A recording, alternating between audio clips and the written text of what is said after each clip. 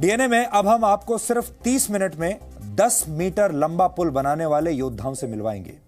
ये कोई और नहीं बल्कि भारतीय सेना के कॉम्बैट इंजीनियर्स हैं, जिनके बारे में कहा जाता है कि युद्ध कोई भी हो, कॉम्बैट इंजीनियर्स ही उसकी शुरुआत करते हैं। हमारे ग्रंथ ये कहते हैं कि त्रेता युग में लंका तक पहुंचने के लिए भगवान श्री राम को भी पुल बनाना पड़ा था और मिशन लंका दहन के प्रोजेक्ट इंजीनियर नल और नील नामक वानर थे।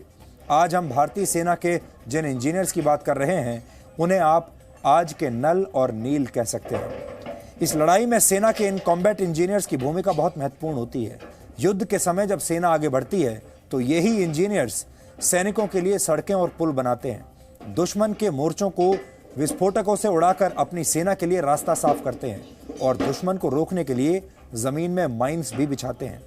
ये एक सैनिक होने के साथ साथ इंजीनियरिंग के हर ट्रेड में माहिर होते हैं, इसलिए इनकी ट्रेनिंग एक आम सैनिक के मुकाबले दुगनी से भी ज्यादा वक्त तक होती है। ये तो युद्ध के समय की बात है, लेकिन शांति काल में भी देश की सेवा में ये कॉम्बैट इंजीनियर्स हर वक्त तैनात रहते हैं। बोरवेल में गिरे किसी बच्चे को निकालना हो, बाढ़ में अपना किनारा तोड़ चुकी किसी नदी के बहाव को रोकना हो, या किसी भयानक ट्रेन हादसे के बाद बोगियों को काटकर उसमें फंसे यात्रियों को निकालना हो, सेना के इन्हीं इंजीनियर्स की मदद ली जाती है। इसी वर्ष सितंबर में जब मुंबई में एक पुल पर भगदड़ मची थी तो 20 से ज्यादा लोगों की मौत हो गई थी। इसके बाद सरकार ने जल्द से जल्द यहां एक और पुल बनाने की घोषणा की और इस पुल को बनाने का काम भी सेना को ही दिया गया। सेना ने आज से मुंबई के एल्फिंस्टन रोड रेलवे स्टेशन पर पुल बनाने का काम शुरू कर दिया है।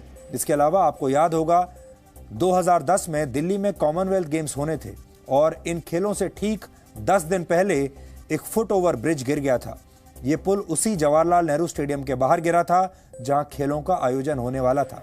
अब सवाल ये था कि सिर्फ 10 दिन के अंदर कैसे एक फुट ओवर ब्रिज तैयार किया जाए। ये काम सेना के इन्हीं इंजीनियर्स को सौंपा गया और इन जवानों ने सिर्फ 6 दिन के रिकॉर्ड टाइम में ये पुल तैयार करके दिखा दिया। 260 फीट लंबे इस पुल को बनाने के लिए 100 सैनिक लगे थे और इन सैनिकों ने दिन रात एक करके इस पुल को तैयार किया था। सेना में कॉम्बैट इंजीनियर्स के इस अंग को कॉर्प्स ऑफ इंजीनियर्स कहा जाता है। कॉर्प्स ऑफ इंजीनियर्स का गठन वर्ष 1780 में किया गया था और तब से हर युद्ध में इनकी महत्वपूर्ण भूमिका रही है। 1999 के कारगिल युद्ध में भी इस कॉर्प्स ऑफ इंजीनियर्स की बहुत बड़ी भूमिका थी, क्योंकि वहां दुश्मन द्रास, कारगिल और बटालिक की ऊंची पहाड़ियों पर मोर्चा जमाए हुए बैठा था। ऐसे में वहां तक पहुंचने के लिए कई जगह रास्ता इन्हीं इंजीनियर्स ने बनाया था। भारतीय सेना की कॉर्प्स ऑफ इंजीनियर्स 3 रेजिमेंट्स में बटी हुई है, जिन्हें Bengal engineer group, Madras engineer group और बॉम्बे इंजीनियर ग्रुप कहा जाता है। इस समय चीन से लगने वाले हिमालय के ऊंचे पहाड़ी इलाकों में तेजी से सड़कें बनाने का काम चल रहा है ताकि चीन की तरफ से होने वाली किसी भी हरकत का मुकाबला किया जा सके।